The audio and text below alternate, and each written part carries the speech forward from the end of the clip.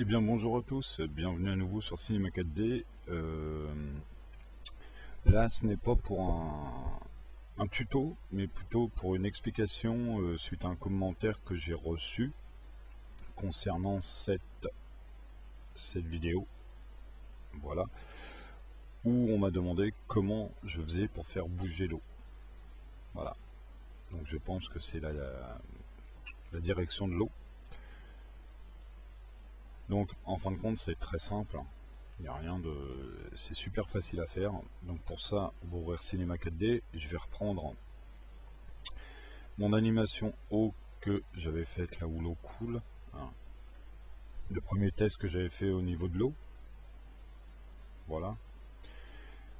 Et en fin de compte, donc là on a notre émetteur ici qui envoie l'eau. On va tout simplement utiliser des déviations. Tout simplement. Donc ici, dans cette icône là, on a la gravité, ici on a la déviation. Donc je prends ma déviation, je lui fais une rotation à 90 degrés, comme ceci. Je vais l'agrandir. On va agrandir ça, je sais pas moi, on va mettre 200. Voilà, ici pareil, on va mettre 200.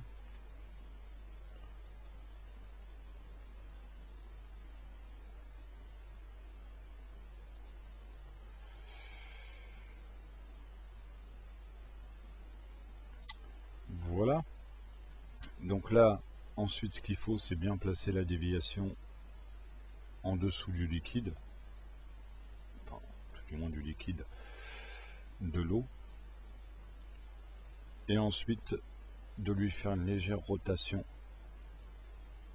comme ceci à peu près, ça après vous réglez de façon à ce que l'eau tombe. Je dois pas être bien centré, non, effectivement. Alors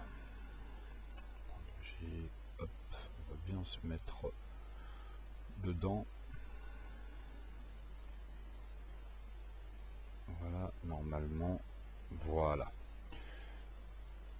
Donc là, vous voyez que l'eau rebondit directement sur la déviation. Pour pas que ça rebondisse trop, on réduit l'élasticité ici. Donc, je sais pas, je vais mettre 15%.